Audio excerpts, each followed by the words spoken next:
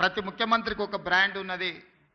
మీరు 16 నెలలైన ముఖ్యమంత్రి అయ్యి మీరు ఏ బ్రాండ్ క్రియేట్ చేసుకోలేకపోతున్నారు ఎందుకు అని ప్రశ్నిస్తున్నారు.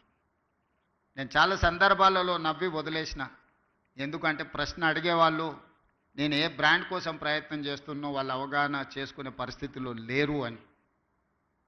మొట్టమొదటిసారి 2 రూపాయలకు కిలో బియ్యం ఇచ్చిన ఎన్టీ రామారావు గారు పేదవాడు తెల్లన్నం తిన్నప్పుడల్లా వారిని గుర్తు చేసుకుంటాడు. ఐటీ కంపెనీలను, హైటెక్ సిటీని ఇవి చూసినప్పుడు చంద్రబాబు నాయుడు గారు గుర్తొస్తాడని చెప్తారు. అదేవిధంగా జలయజ్ఞం వ్యవసాయాన్ని ప్రాధాన్యతగా తీసుకొని ఉచిత కరెంటు నుంచి సాగునీటి ప్రాజెక్టుల వరకు రైతుల సమస్యలను చర్చించినప్పుడు రైతు బాంధవుడుగా డాక్టర్ వైఎస్ రాజశేఖర రెడ్డి గారు గుర్తొస్తారు. సరే, ఇంకొంతమంది కొన్ని రకాలుగా కొన్ని బ్రాండ్స్ క్లెయిమ్ చేస్తూ ఉంటారు. ఉద్యమకారులమని, తెలంగాణ ప్రదాతలమని. వాళ్ళ గురించి నేను పెద్దగా చర్చించదలుచుకోలేదు.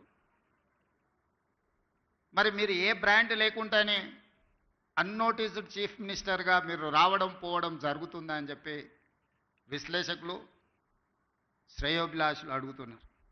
నేను ఒక మాట చెప్పదలుచుకున్న ఈ వేదిక మీద నుంచి విశ్లేషకులకు, విమర్శకులకు, ఈ రాష్ట్రంలో ఉండే ప్రజలకి, young India is my brand. I wanted to create an brand that is called young India.